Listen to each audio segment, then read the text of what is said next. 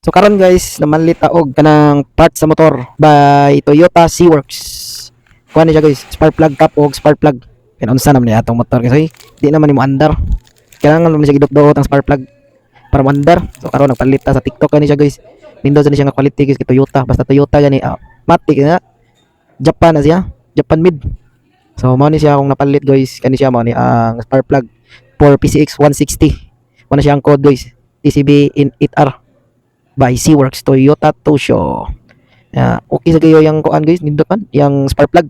So ato ning testingan unya. So karon mao pa ni ang spark plug cap for PCX 160. Gapila na akong palit ang spark plug cap guys kay nindot na lang kuan. Paris ba? Seaworks gyapon ni siya guys, Toyota Tosho. For PCX nya. Nindot ni siya guys kay naa ni siya resistor. So karon guys, taod ta need ta og 12 mm. Ay dili day 14 mm day. 14 mm T-range. Naora na siya guys. Imura na siya counterclockwise patuyok para makuha ang yang spark plug. Tuyok ko na nimo hangtod makuha ang yang spark plug. Human na guys, kung luag na, tuyok ka lang sa imong kamot para mabira dayon nimo. Naora na siya guys.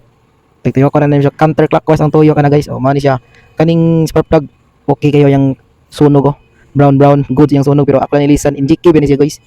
Ilisan lang ako kay basin mo niyang diferensya. So mani ang kalahian sa kwan kanang Seaworks spark plug by Toyota Tosho og NGK. So karon guys, muni ang kalahian. So ato nang itaon ning bag-o guys nga spark plug.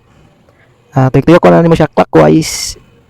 Niguman mo tuyok-tuyok sa imong kamot nga paminan mo hugot-hugot na gamitan din nimo na og T-range 14 mm. Tuyok-tuyok kanina na nagtuyok mo guys, pamitan mo ganang hugot na jud kayo, ayaw sa kayo hugtag maayo kay kasi yag mapungil. So karon mo ni ang iyang kuan guys, bag-o nga spark plug cap. Akong gitisting guys, sakar ba? Okay kayo. Sakar siya guys. Gumana na saksak na siya sa yang wiring.